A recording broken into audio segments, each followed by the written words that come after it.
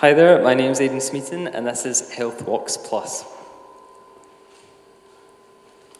So, in Scotland and Glasgow in particular, we're aware of unique health problems. These are physical health problems as well as mental health problems. This costs the NHS a lot of money and it's also detrimental to the quality of life of the citizens of Glasgow. We tried to look at this from a simple point of view, tried to get a simple solution where possible. So we know that walking and socialising are both free and accessible to most people, and they are very effective at improving physical health as well as mental health. So problems like cardiovascular disease as well as depression and anxiety. Glasgow City Council have already recognised this, and they have a programme called Glasgow Health Walks. So this is every week in Glasgow, 100 volunteers go out into the city and 800 participants go with them on short, hourly walks around the city, and it improves their physical and mental health. This is already a very successful programme. So we're really interested in that.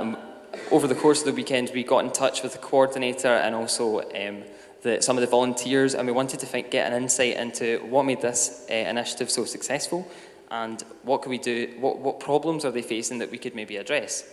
So we sort of came out with an overall aim at the end of it, and the aim is really to attract a wider audience. At the moment, the health walks seem to attract people that are over the age of 50, although it's not limited to them at all. The organisers want people of all ages to attend, and they identified that the main problems they find are awareness. The barriers are awareness. People don't know that the walks are taking place. People don't know. People aren't confident about showing up to walks, so they don't feel comfortable showing up if they're not 100% certain that they're in the right place at the right time, and also other issues like weather and time. So we wanted to really try and address these issues, and we've come up with two solutions. One's a physical solution and one's a digital solution. So our physical solution is called Asphalt Art. So basically, all the places where the walks start in Glasgow, you have on the pavement an immediate marker that says this is where it is and this is when it's taking place. So this is how we would envision it. So for example, in a park, this is where people meet up. So it would be on the ground, but also, for example, there's a walk that takes place, if you look through the brochure, it takes place outside a newsagents on Hindland Street. So you're supposed to just turn up outside the newsagents at 2 p.m. on Thursday. I don't know about you, but I wouldn't feel comfortable just showing up at 2 p.m. on the street and hoping people show up. So we hope by having something on the ground, it makes it official and attracts people. We're complementing this with a digital solution, which is an app. So for every marker on the ground in Glasgow, you have a marker in an app on a map. These are interactive, so when you select it, it gives you all the information about the walks that are currently taking place, who's in charge of it, where you can go, also giving you the weather forecast, a preview, and with the touch of a button, you can contact the volunteer that's taking it. So as part of the hackathon, we were really pleased that Open Glasgow had a data set for this. They have the Health Walks data set, which lists all the different walks that are taking place in Glasgow, and we were able to extract all that data, get the location, get the phone numbers of the volunteers, and use that for our application, and mix that in with external data as well, so Google Maps and Street View and things like that. So that's just the tip of the iceberg. That's really just the core functionality, which already complements an existing initiative. We can really see a potential for the future for this. We imagine it being, so taking the responsibility away from the 100 or so volunteers that are out there and giving the power to the people who go on these walks.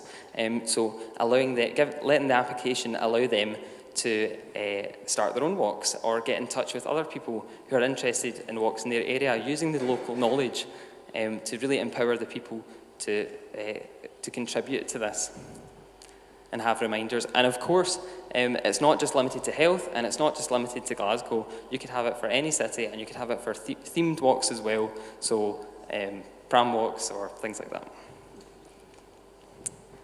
So we've thought about how we want to see this forward in the future. We could use the prize fund to fund an initial study, so really spend a lot of time talking to the stakeholders, talking to the volunteers, and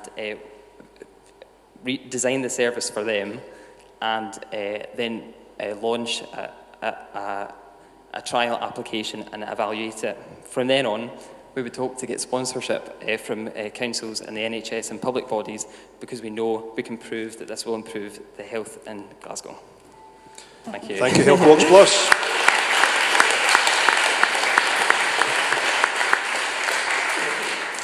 Okay, judges.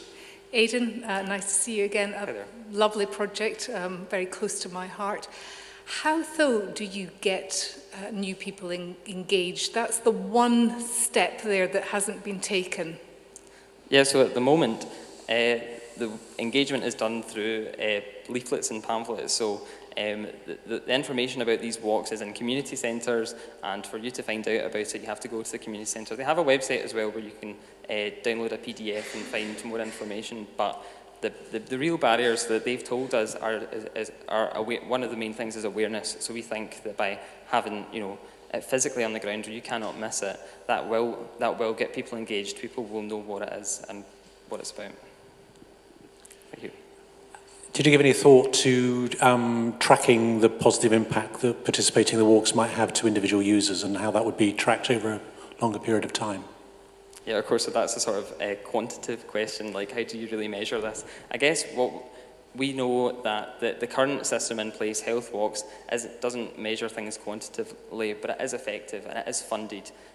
So we would attempt to, we know that it works, so why try to get something new when we can, that's already proven, and use that instead, use that. My question was around outcomes as well, but where would you go from here after walks? How sustainable is this? Yeah, so at the moment, that was what the volunteers told us. It's not just about walking. There is a social element of it as well. After the walk, people go for a cup of tea, or people might even go for a drink as well. So you can make use of local businesses, for example, if they might want to get advertisements in the application. There's lots of different routes that you can go down it and get different. There are lots of potential stakeholders. Essentially, we'd really need to do a proper investigation to see how we can maximise that and involving stakeholders. Hi, and I think that was good. I really like the way you presented that. I think it was really upbeat. Have you thought about the fact that something like Foursquare could come in and say to you, that's a great project, we'll have that please? What would your response be to a really great piece of news like that? So how much do you want it for? Yeah, no, but what you say is true. The good thing about using mobile technology, it's ubiquitous and it interacts with not just Foursquare, but Facebook and Twitter and a whole host of existing systems that you can plug into and take advantage of. A question, again, it's maybe a wee bit similar to ones before, but I'm just wondering where the walks might take place in the city, because the existing programme operates in certain areas, and I guess it's about them having higher numbers or bigger take-up. What's your thoughts on that?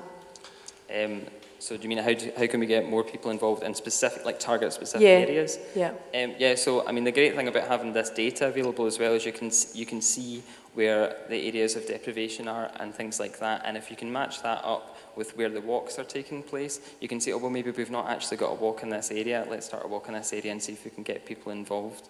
The great thing about having that data available is you can make those correlations. Thank you, Health Walks Plus. Thank you.